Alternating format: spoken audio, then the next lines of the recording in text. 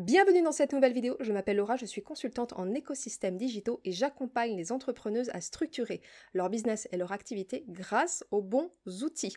Sur cette chaîne, je te montre comment tirer le meilleur parti de Squarespace pour que ton site devienne un vrai pilier de ta stratégie digitale, mais pas que. Je t'invite à t'abonner pour ne rien rater des futures vidéos autour de Squarespace, du business en ligne, de la stratégie digitale. Et c'est parti pour la suite de la vidéo. Aujourd'hui, je vais te montrer comment créer un QR code en natif dans Squarespace pour renvoyer vers l'une des pages de ton site. C'est simple, c'est rapide, c'est gratuit quand on utilise déjà Squarespace et surtout c'est stratégique. Parce que si tu structures bien ton écosystème digital, ce code peut devenir un lien, un pont entre le monde réel et ton univers digital. C'est une fonctionnalité qui peut te permettre de créer un parcours client beaucoup plus fluide, beaucoup plus rapide aussi.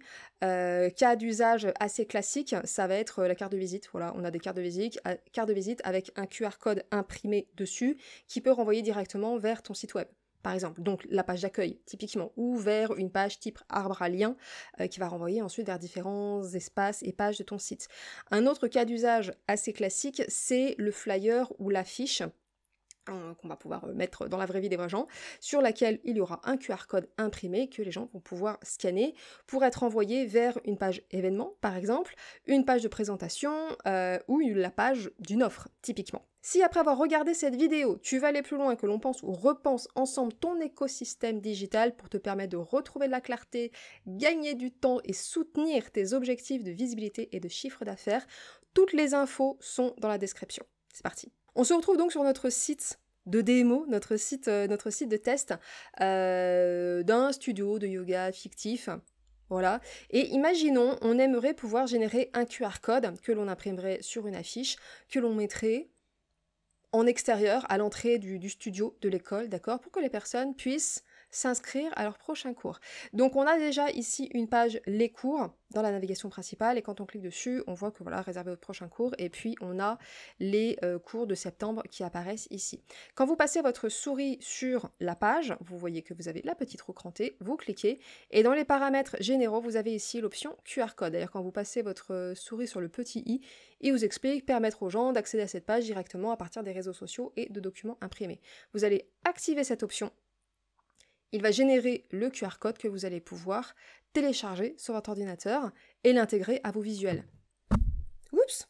Terminé, j'en brise mon micro. Entre parenthèses, le QR code que vous allez télécharger là, c'est forcément un QR code noir, vous ne pouvez pas changer le design, etc.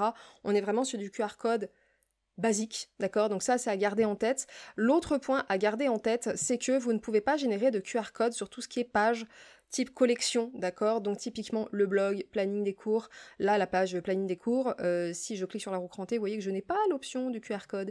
Le blog, c'est pareil. Donc si vous voulez absolument renvoyer vers ce type de page, eh bien là, à l'heure où je tourne cette vidéo, c'est-à-dire au 1er juillet 2025, je vous invite à continuer à utiliser des outils tiers,